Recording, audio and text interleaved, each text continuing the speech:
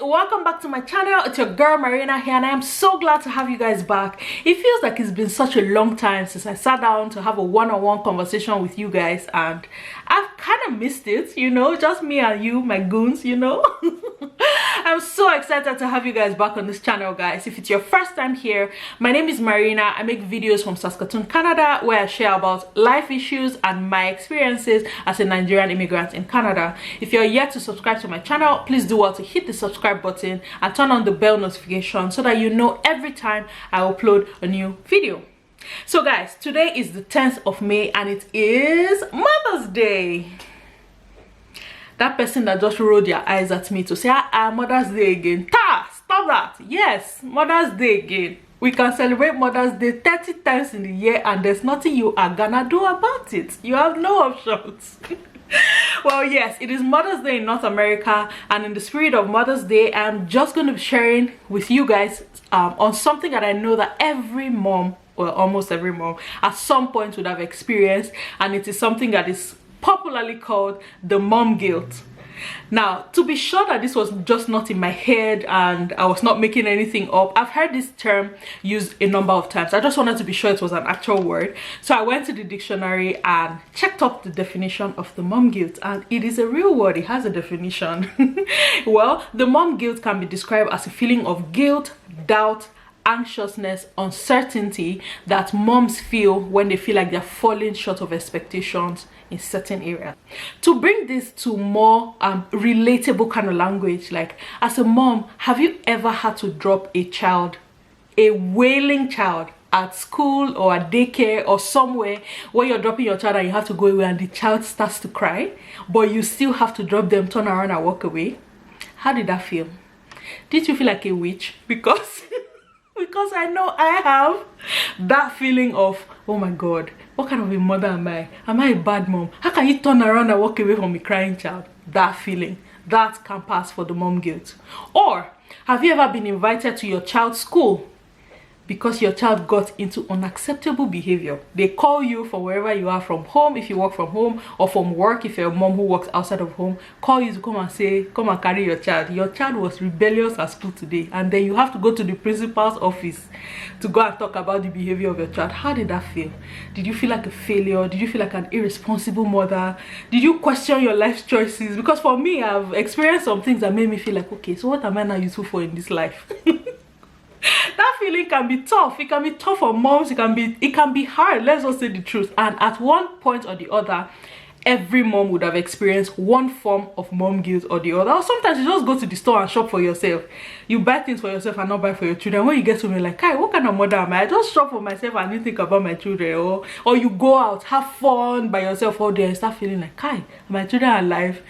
What kind of mother is this? How can you just be grooving alone? That kind of thing. It shows up in many different forms. If this is anything that you have experienced at one point or the other, then pull your chair a little closer. Sister, it is you I'm talking to. This conversation is for two of us. So we're going to talk about this today and what I do to overcome the feeling and what I do to stay sane. If you want to hear more about what I'm doing, definitely watch this all the way to the very end. You want to watch this all the way to the very end because I have a special announcement coming and you don't want to miss that. Okay, first, the mom guilt. You guys, the mom guilt is real. Let's just tell ourselves the truth. It is real, and I think it's different from across moms, because I mean, for moms who work outside of the house, I think it's more difficult because there are things that you now have to prioritize sometimes over your children or over your family, and it can be tough. Even for moms who work from inside the house, there are times where you're dealing with a situation. Say you run a business and something goes wrong with maybe like an order or a delivery or something. At that point, your focus is on sorting out the issue with the business. Your child might not be your 100% priority at that time. So there are times where we focus on other things at the expense of our children. And yeah, so that guilt shows up in many ways. We have all experienced it one way or sometimes it's just even taking a nap. Sometimes as a mom, you're at home with your children or there's somebody else watching them and you're like, you know what, I'm just tired, let me just rest for a bit.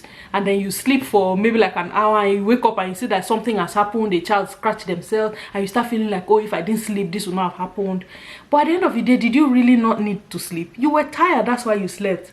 You know, so it can be tough. As a mom who works outside of the house, it can be a bit tough sometimes, just knowing the things that I I am not able to be available for my children because I have to be at work. That finding the right what to say yes to or no to per time can be a bit challenging, but I try to be realistic with myself. I try to remind myself that at the end of the day, I'm human first. My emotions are valid, my dreams are valid, my aspirations are valid. I am first Marina before I am a mom. Okay, so the fact that I am a mom does not have to swallow up the dreams and aspirations that I had as Marina. How do you now sort things out in a way that I am not giving only preference to Marina as an individual at the expense of Marina as a mom? But the first thing I do is remind myself that I'm human. And because I am human, I am limited, I am flawed. I'm not going to be able to do everything at the same time. I'm not going to be able to be 100% everywhere. So it helps me to manage the expectations of myself. Next, I also acknowledge that balance may be unattainable sometimes. And I have come to accept that that is okay. I am okay with that. Let me tell you what I mean. But when people say, oh, finding the right balance, sometimes it strikes me like you're saying, find a place where you can give equal attention to everything so that nothing suffers. But in actual sense, is that really realistic? For every time that you say yes to something, you have said no to something else. At that time, you have given a yes to what you consider priority. It does not mean that what you said no to is not important.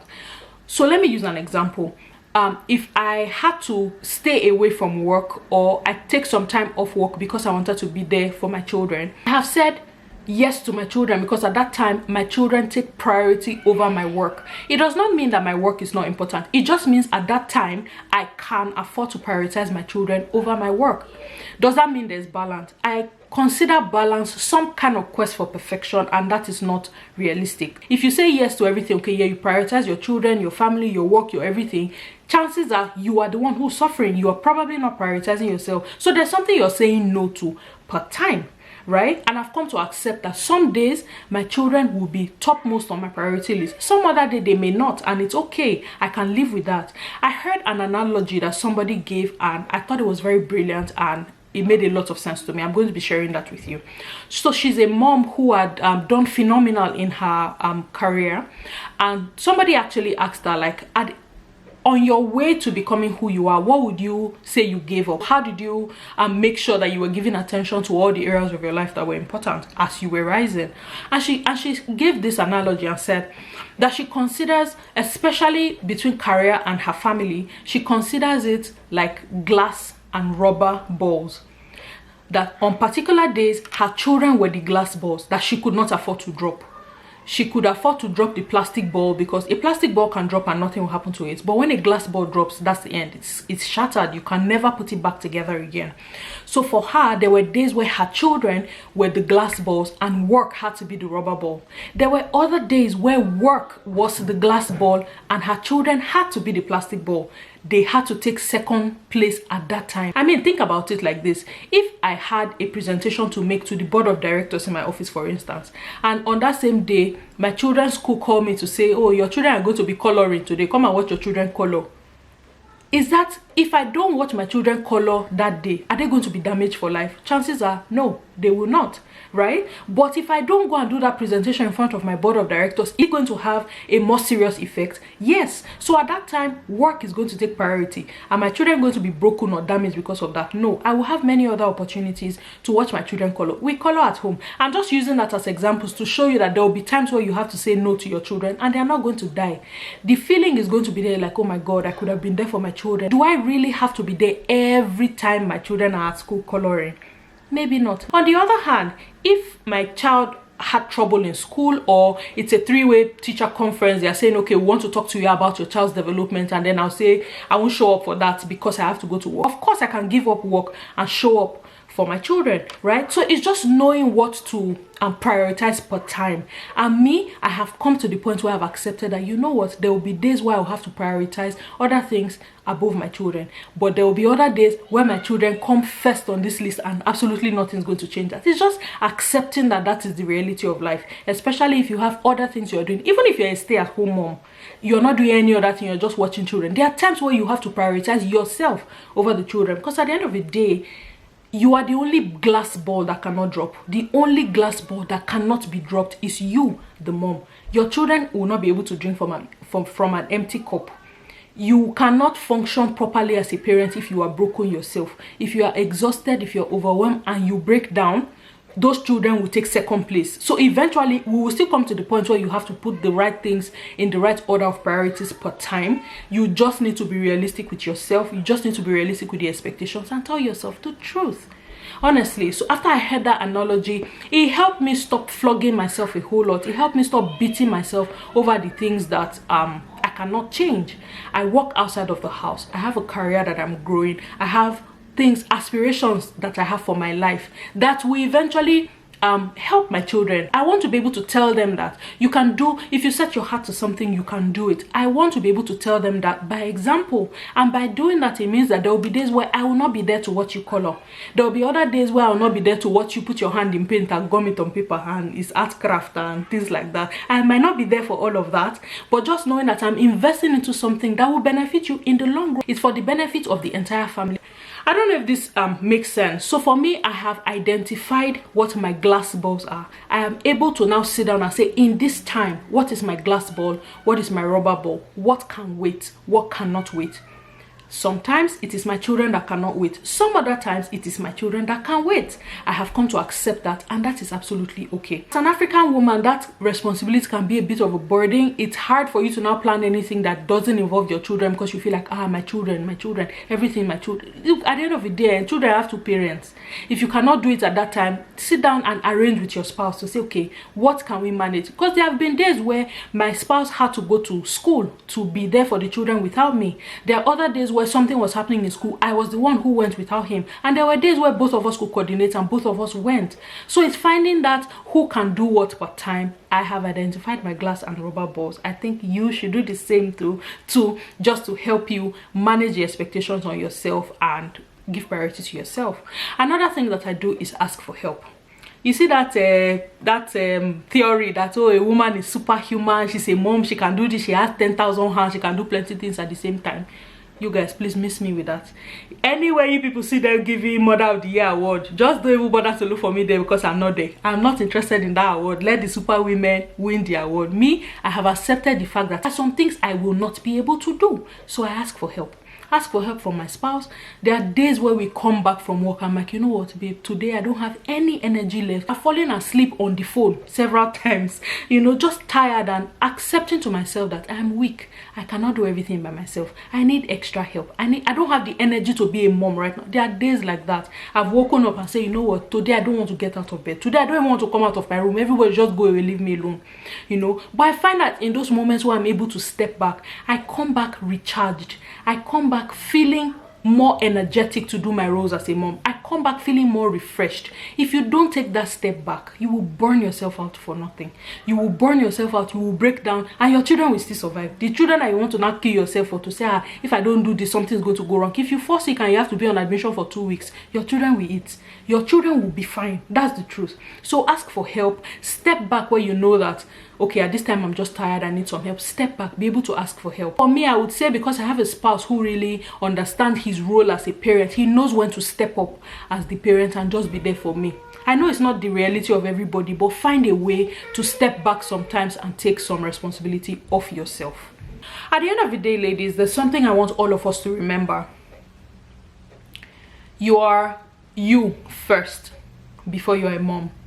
I am first Marina before I am a wife. I am first Marina before I'm a mom. And if you prioritize all the other roles that you have to deal with over yourself all the time, before long you will be spent, you will be exhausted, you will burn out, and you will break down. And you will not be useful to your family like that. You're not going to be useful to anybody in that state. You not taking time to step back and pamper yourself and take care of yourself and just recharge and rejuvenate is not in the best interest of anybody. When people say, oh no, I can't take a break because of my children, because of your children is the more reason you should take a break. You should be able to step back and take care of yourself, because I mean, we want to be there for them as much as we can, but we cannot do that if we're broken and exhausted ourselves. So please take some time to step back. Take some time to begin to find ways to incorporate me time into your regular schedule.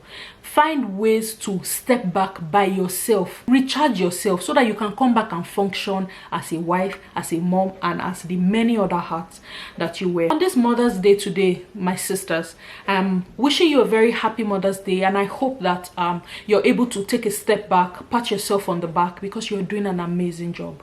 Regardless of what's going on, your children may not be turning out the way you dream them to be. You might have children who are struggling in school, or struggling with their health, or struggling in areas that give you grief. You might be dealing with situations that make it difficult for you to step away and recharge yourself. But see, even if it's 1 hour, even if it's 1 hour, be able to squeeze in some time just to breathe. You are doing an amazing job. You are doing an amazing job. Do not compare yourself. Don't compare your progress with what you see on social media. Everybody is putting their best foot forward on social media. All social media moms are perfect moms, just so you know. But in reality, we are all just winging it somehow. In reality, some of us are still groping our way in the dark. Some of us still don't have this motherhood thing figured out. I don't think anybody does. We're taking one day at a time and doing the best that we can. So be easy on yourself. Be easy on yourself. You are doing an amazing, amazing job. That being said, so in the spirit of Mother's Day, because I want you to step back and take a break and pamper yourself, I'll be doing a little giveaway. I'll be giving 2 $25 gift cards to 2 moms in Canada, and I'll be giving 10,000 naira each to 2 moms in Nigeria. All you have to do to win is leave a comment in the comment section of this video, just sharing with me your mom guilt experience and what you're going to be doing to pamper yourself if you win. Please don't send direct messages. I would only be giving considerations to the comment in the comment section of this video. Preference will be given to those who have subscribed to this channel, because we cannot be giving our money to people who are not our family members. So please be subscribed to this channel to be considered to win.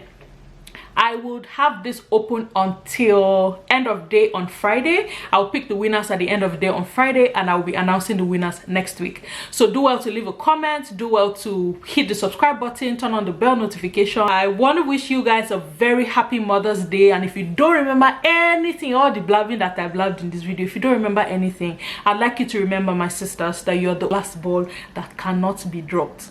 If you drop, yawa gas. If you drop, everywhere we scatter. So take a step back, pat yourself on the back. You are doing an amazing job. No matter how little progress you think you have made, I just want you to know you're trying, you're doing an amazing job. Until I come your way in my next video, guys, it's your girl Marina saying thank you and have a great day. Bye bye.